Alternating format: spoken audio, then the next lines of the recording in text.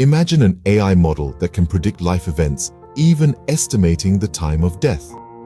Meet Life2 VEC, a groundbreaking development by researchers from DTU, University of Copenhagen, ITU, and Northeastern University.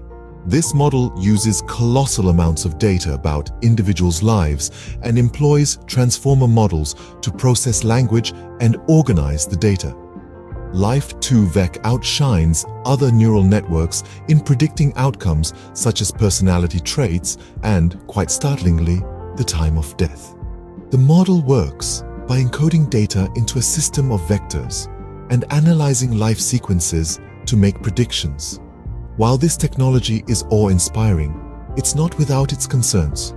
Ethical questions surrounding data protection, privacy, and bias need addressing before Life2 VEC can be utilized for assessing risks or preventable events.